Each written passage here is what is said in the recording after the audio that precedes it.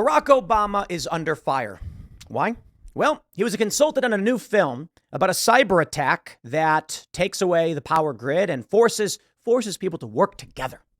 In the film called Leave the World Behind, some black characters say you shouldn't trust white people. I mean, I don't know much about the context. Maybe it's an early line in the film and they later learn to trust one another. But certainly a lot of people are slamming the film, saying that it is racist, and it's unsurprising. It's more woke garbage. But again, I think it's important to note that the film may have a different message as it pertains to this character saying, don't trust white people. Or perhaps it's all just foreshadowing, whether because someone had direct knowledge of what's to come, or just because it is in the zeitgeist and humans are looking to stories like this in fear and thinking about what may happen. Why? Well, cyber attacks have been in the mind lately. The big news surrounding international conflict is that China's cyber army is invading critical U.S. services. These are industrial control systems. And they reported the other day, China's invaded. They are warning us that war may occur. My friends, we are dealing with Eastern European war. We are dealing with Middle Eastern war. We've got war bubbling up in South America with Venezuela. And now we have, of course, the fear of Southeast Asia and whatever's happening in the Pacific Theater. China may be about to attack us. Or actually, I got to be honest. This story is basically saying they did. And so I'm going to level with you. Right now, we've got Zelensky. He's going to be meeting with Biden. We got these news stories that Putin's going to use nukes. Propaganda, propaganda, propaganda. Boy, do they want you to support war. So I wonder, as it pertains to this cultural story, warning about white people, is this an artifact of, we over the past several years, we're deeply concerned about cyber attacks, nuclear war, EMPs, and what the aftermath of major war would look like in a modern sense. And thus, someone got the idea to make a movie. Said, hey, Barack Obama, you are the president. You know what's going on with this stuff. Can you help make this film? And then, of course, the film is woke because why wouldn't it be? Is that all it really is? Or is it something deeper? I would be more inclined to think it's just on the brain. We're all thinking about these things. So, of course, movies are going to come out reflecting what we as a culture are concerned about. There's also the reality that they want to foreshadow this and they want to send these signals. Now, I don't know how much you think fictional movies are actually meant to be related as propaganda during times of war, things like this. But I will say, the use of fictional films to create ideas, normal, typical, we see it all the time. There are so many people who believe insane things about guns because they watched movies, right? They you know what I love about movies? Every single time someone raises a gun, it cocks. You know what I mean? I'm like, why are all the guns clicking? Well, it's because guns don't make a noise when you lift them up. And if you've already chamber a round, you don't need to do much else, maybe flick the safety off or something. And in movies, they need to make a sound so that you know. I also love how people are always pumping their shotguns. And it's like, dude, all you're doing is ejecting a round you didn't fire. Sure, whatever. I guess the assumption is in some of the movies, they never chambered around in the first place or a shell. It is what it is. The story about Obama's film, it's actually not that big. But when I was looking at it, and I'm looking at the story about cyber warfare, and I'm looking at the story about central banks buying up lots of gold, I had to wonder, what should we be paying attention to as they warn that Putin could be deploying nukes? Well, let me start with the propaganda.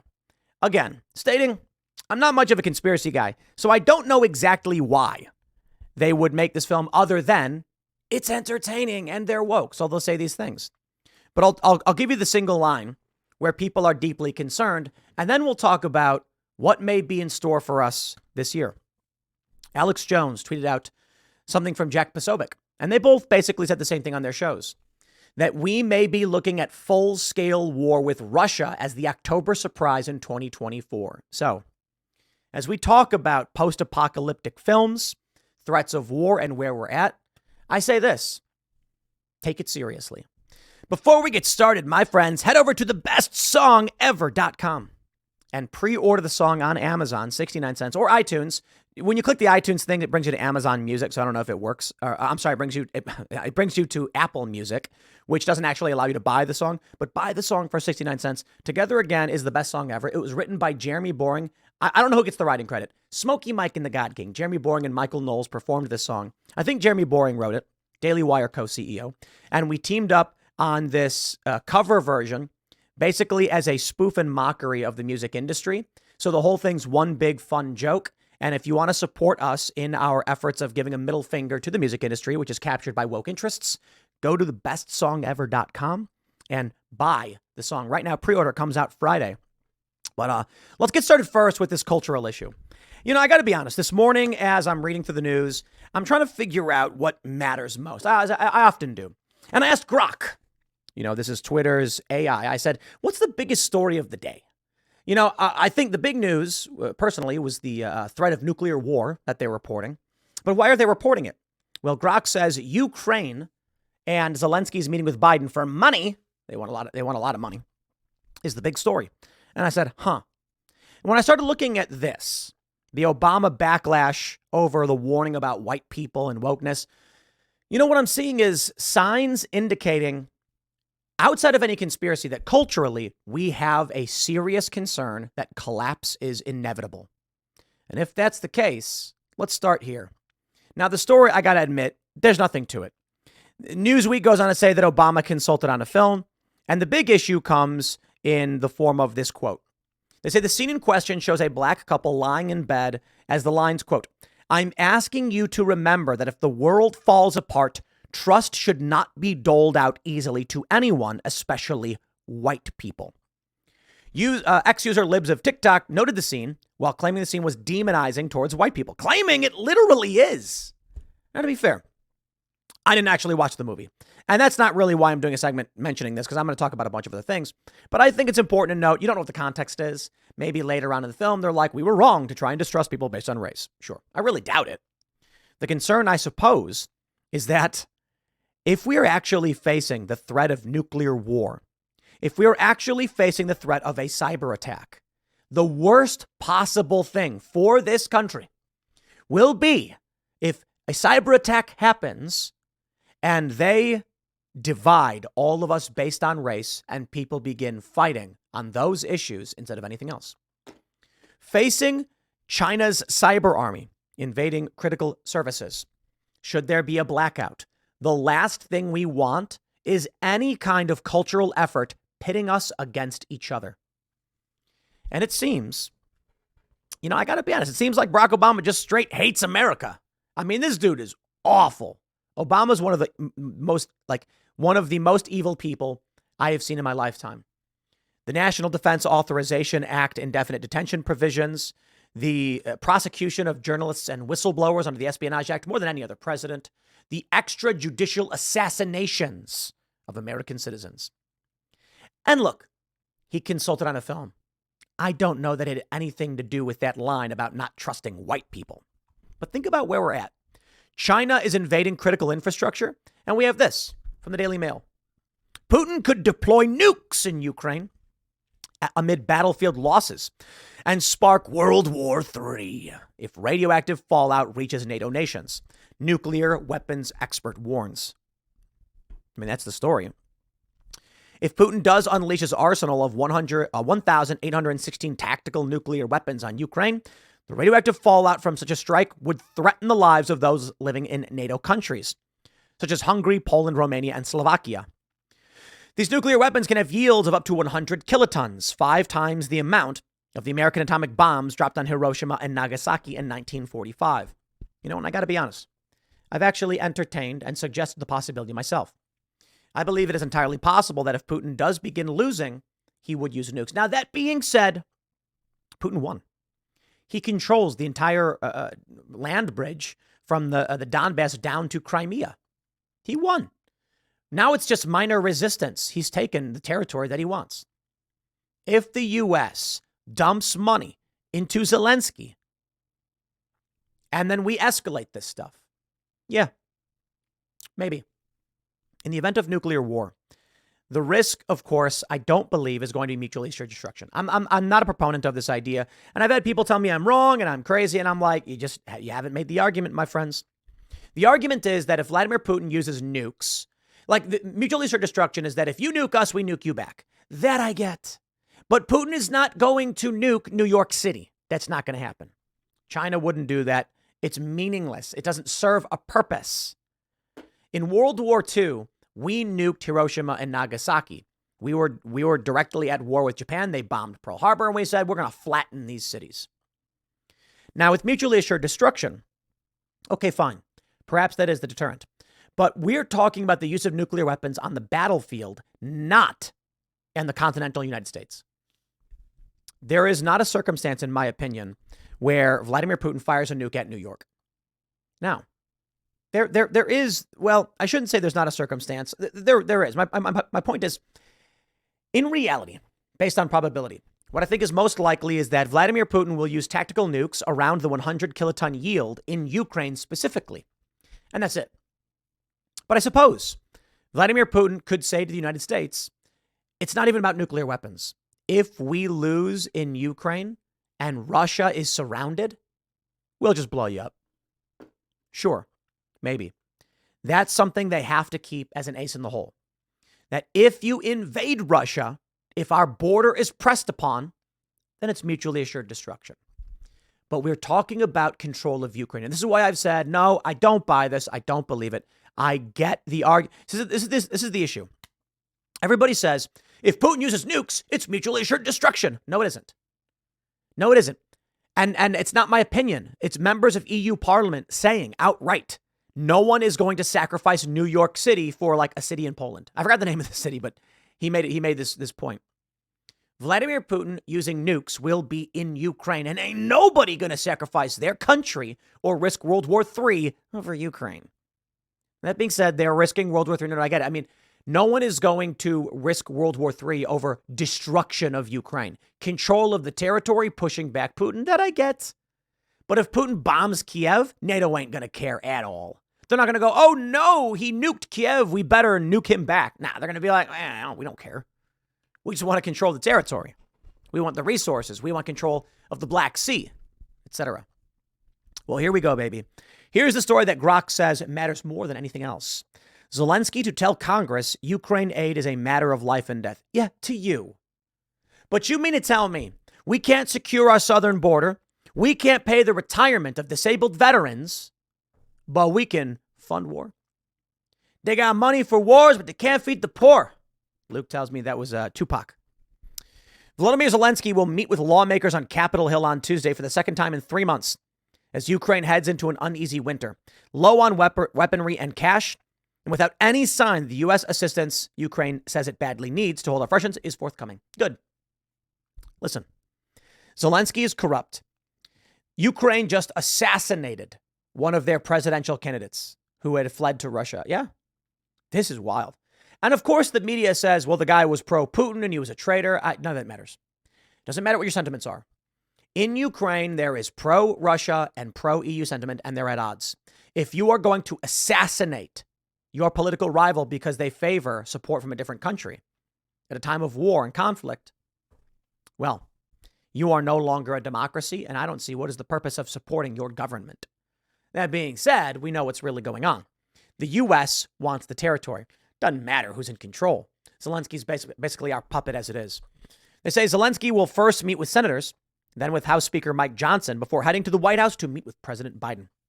The mission, which comes just a week before lawmakers are expected to leave town for the holidays, is critical, said one of Zelensky's senior aides. Ukraine's military needs help now. It's a matter of life and death for Ukraine, said the senior advisor who spoke on the condition of anonymity to discuss conversations with senior American officials. Time is of the essence. That's the message. To date, Congress has allocated more than $111 billion to support Ukraine, but lawmakers have so far failed to heed Biden's request earlier this fall for an additional $61 billion. Blah, blah, blah, blah, blah. I say no, but that's not what I'm really concerned about. What I'm concerned about mostly is this. You know, I think it's important to mention the risk of nuclear war, but I do think a lot of it's propaganda. But take a look at the actions, not the words. The reason why I did lead with the Obama story is that I don't necessarily think criticizing Obama over the anti-whiteness warrants an entire segment on its own, but it is a component of the propaganda of collapse. Schiff Gold. Peter Schiff, he's a gold guy. My understanding is that he does not like Bitcoin, but he does have this story on his website. Central banks gobbled up gold over the summer, and the buying spree has continued into the fall. Globally, central banks added another net 42 tons of gold to their reserves in October. China continues to be the biggest gold purchaser. The People's Bank of China added another 23 tons of gold to its hoard in October as it expanded its official reserves for the 12th straight month. Ask yourselves this, my friend, why is China loading up on gold? Well, simple. The U.S. reserve currency is about to end. China is going to stop doing deals in U.S. dollars. They're basically already. They're going to start trading for oil in yuan, and they're going to start backing up their currency with a hard asset, gold. This means war. The U.S., Western forces, the liberal economic order will not tolerate the rise of China's economy and their expansion. And thus we find ourselves facing down Thucydides' trap. That is, when a rising economic power is about to supplant the dominant economic power, war tends to occur. Historically, we took a look at 16 major events over 500 years and found that in 12 of them, this is what we saw. So Thucydides' trap is a tendency, a great tendency, but it's not an absolute. And now we're seeing the signs. And so when I was reading these stories, I thought we'd lead with, let's talk about nuclear war. Let's talk about Russia nuking Ukraine or something like that. And then I saw the Obama story and I'm like, cultural propaganda. The idea being planted in your mind. Two very scary realities. The first, they're making videos telling you life after a cyber attack. The grid goes down. What happens? What do you do? Now, I mean, come on. I don't think zombie movies are trying to propagandize us to prepare for zombies. But it is interesting that we do get a film like this at a time when there's heightened concern about cyber attacks on us. And that's why I said in the beginning, it's not just that they're saying, oh, be scared of cyber attack. It could be saying, hey, I'm scared of cyber attack. What would that look like? And the scary component of it is wokeness. If we are hit with a cyber attack and our grid goes down and the reserve currency falters, you guys ready for it? Civil war. Now, maybe not necessarily civil war in the sense that we're expecting, but I can tell you this, my friends, if society crumbles, you will get race-based war like that. And that's what freaks me out about that film. This idea that you should not trust people, especially white people. What do you think is going to happen in Chicago or New York or Baltimore? Because this sentiment, my point is not that they are telling you to hold this view. My point is they already hold it. And that's what scares me. TikTok, the expansion of wokeness, the rise of woke ideology. What has it done? It's racially segregated this country and segregated the country by other identitarian reasons, identity politics. Imagine the sentiment being pervasive. Imagine the grid goes down. What do you think is going to happen? You walk out of your house, let's say you're Latino, and you have white neighbors and you guys all get along. And then you come across a group of people you don't recognize who are of other race. And this sentiment being pervasive, all of a sudden, conflict. That's the scary reality. I think if we go to war with China, the biggest concern is going to be, I don't see how we navigate this, right? The United States had internment camps for the Japanese. The fear was, as we were going to war, you didn't know whether or not Japanese people were secretly siding with Japan, or spies, or whatever. It's a scary thought, isn't it? That you could be an American, Japanese, or Chinese, or Korean, or whatever. And if we go to war with China, people are going to be like, are you with the Chinese? Because we know about like 1,000 talents or whatever. We know about Chinese infiltration and cyber hacking. This is why I don't think race is a good reason to determine whether or not someone is friend or foe. That's why this story freaks me out. To wind it all up together, my friends, central banks are buying gold. Bitcoin's prices are spiking. There's a real concern of nuclear war, major cyber attacks on the United States, collapse of the grid, even potential civil war. And the whole time we are being told this message about race-based conflict, racial segregation, and identitarianism, which all but guarantees that should there be a real conflict, the people of this country will rip each other to shreds. To shreds, I say. And that's freaky. And it's coming from inside the house. Black Lives Matter, critical race theory, Ibram Kendi. Ibram Kendi's got a viral video where he says white people cannot, he says whiteness stops white people from connecting with humanity. It's psychotic, racist derangement. So what do you think happens in a major global conflict when that is the pervasive message? Look, I can only make so many segments about like, oh, look, they're claiming there's going to be nuclear war again.